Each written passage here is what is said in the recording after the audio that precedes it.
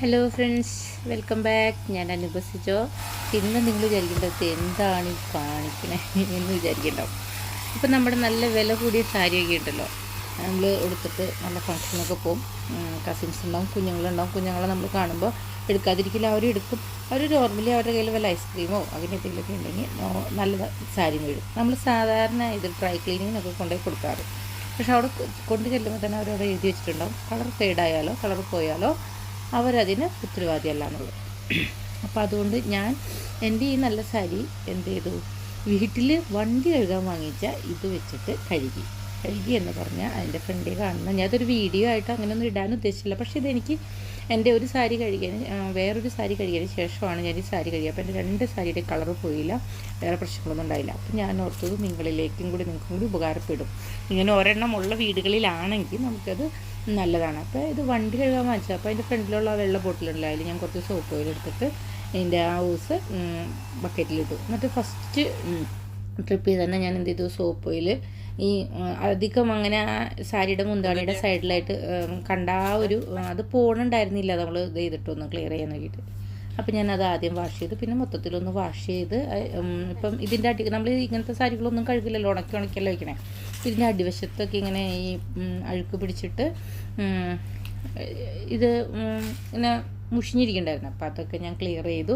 ഇത് വെച്ച് ഒരു പ്രാവശ്യം സോപ്പ് ഓയിൽ അടിച്ച് പിന്നെ അതിന് ശേഷം ഇങ്ങനെ അടിച്ച്. അപ്പോൾ നമ്മളിത് ഉണ്ടല്ലോ, ഇപ്പുറത്തുനിന്ന് അടിച്ചാൽ അപ്പുറത്തേക്ക് അതിൻ്റെ വെള്ളം അങ്ങനെ വരില്ല കേട്ടോ. അപ്പം അപ്പുറത്തെ വശവും നമ്മൾ കഴുകണം, ഇപ്പുറത്തെ വശവും കഴുകണം. നല്ല പോലെ വാഷ് ചെയ്ത് വെച്ചിട്ടുണ്ടെങ്കിൽ നമ്മുടെ സാരിയുടെ നിറവും പോവില്ല, നമുക്ക് നല്ല വൃത്തിയായിട്ട് കിട്ടുകയും ചെയ്യും.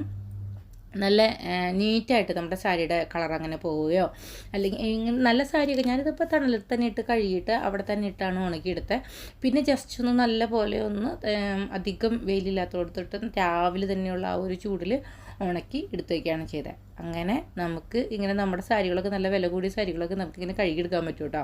അപ്പം ഞാനിത് നിങ്ങൾക്കും കൂടി പറഞ്ഞു തന്നതാണ്, കളിയാക്കാനൊന്നും വരരുത്. നിങ്ങളിപ്പം ഡ്രൈ ക്ലീനിങ്ങിന് കൊണ്ടുപോയി കൊടുക്കുന്നിടത്ത് നിങ്ങൾ ശ്രദ്ധിച്ച് നോക്കിയറിയാം, നമ്മൾ ഏത് ഡ്രൈ ക്ലീനിങ് സെൻറ്ററിൽ കൊണ്ടു ചെന്നാലും അവിടെ എഴുതി വെച്ചിട്ടുണ്ടാവും, ഇത് കളർ ഫെയ്ഡായാലോ കളർ ഇളകിയാലോ ഞങ്ങളിതിന് ഉത്തരവാദിയല്ല എന്നുള്ള രീതിയിൽ അവർ എഴുതിയിട്ടുണ്ടാവും. അപ്പോൾ നമ്മൾ ഈ ഡ്രൈ ക്ലീനിങ്ങിന് കൊടുക്കുമ്പോൾ പലപ്പോഴും നമുക്ക് അവരെങ്ങനെയൊക്കെ വാഷ് ചെയ്യണമെന്ന് നമുക്കറിയില്ല. ഇത് നമ്മുടെ സന്തോഷത്തിന്, നമ്മുടെ ഇഷ്ടത്തിന്, നമ്മുടെ ഇപ്പോൾ സാരിയുടെ സൈഡിലായിട്ട് അഴുക്ക് നമ്മുടെ എൻ്റെ സാരിയുമ്പോൾ എന്താണെന്ന് വെച്ചിട്ടുണ്ടെങ്കിൽ ഐസ്ക്രീമായിട്ട് അതിങ്ങനെ മെൽറ്റായ ഐസ്ക്രീം ആയതുകൊണ്ട് നേരെ ഇങ്ങനെ ഒരു വലിയൊരു നീളത്തിൽ ഇങ്ങനെ ഷെയ്ഡായി ഇങ്ങോട്ട് വീണു.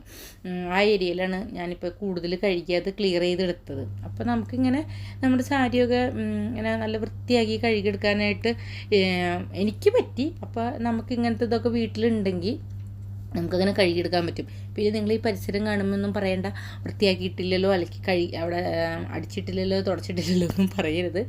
ഇതിപ്പോൾ നമ്മൾ കുറച്ച് ദിവസമായിട്ട് എനിക്ക് തീരെ സുഖമൊക്കെ ഇല്ലാതിരുന്ന സമയത്ത് ഞാൻ ഇത് ക്ലിയർ ചെയ്തതാണ്. അപ്പം നമുക്ക് ഇതൊന്നും വാഷിംഗ് മെഷീനിൽ അങ്ങനെ ഒന്നിട്ട് കഴുകാൻ പറ്റില്ലല്ലോ.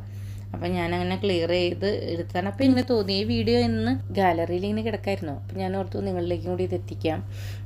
എൻ്റെ ഐഡിയ എങ്ങനെയുണ്ട്, എനിക്കിത് വർക്കൗട്ടായിട്ടോ. എൻ്റെ സാരി നല്ല ക്ലിയറായി, എനിക്ക് വളരെ തൃപ്തി തോന്നി. എൻ്റെ സാരിയുടെ കളറൊന്നും പോയില്ല. നമുക്ക് ഏറ്റവും ഇഷ്ടപ്പെട്ട സാരികൾ അല്ലെങ്കിൽ ഡ്രസ്സുകളൊക്കെ നമുക്ക് നല്ല നീറ്റായിട്ട് വയ്ക്കാമെന്ന് പറഞ്ഞാൽ ഇത് ഇങ്ങനെ നമുക്ക് കഴുകാതെ വയ്ക്കാനും പറ്റണില്ല, ക്ലിയർ ആക്കാനും പറ്റില്ല. അപ്പോൾ അങ്ങനൊരു ഇതിലാണ് എനിക്കിങ്ങനെ ഒരു ഐഡിയ തോന്നണത്.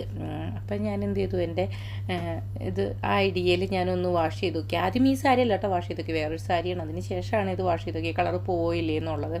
നമ്മൾ ഒരുപാട് നേരം നിന്നൊന്നും അടിക്കരുത്. പിന്നെ നിങ്ങൾ ആദ്യം ആരായാലും ചെയ്ത് നോക്കും. ഇനിയിപ്പോൾ എൻ്റെ സാരിയുടെ കളർ പോകാത്തതുകൊണ്ടാണോ എന്നൊന്നും നമുക്കറിയില്ല. ഏതായാലും വേറൊരു സാരി നിങ്ങൾ ചെയ്ത് നോക്കുന്നുണ്ടെങ്കിൽ മസ്റ്റായിട്ട് വേറൊരു സാരി ചെയ്ത് നോക്കിയതിന് ശേഷം മാത്രം ചെയ്ത് നോക്കാം കേട്ടോ കളർ പോണത്. അപ്പോൾ താങ്ക് യു.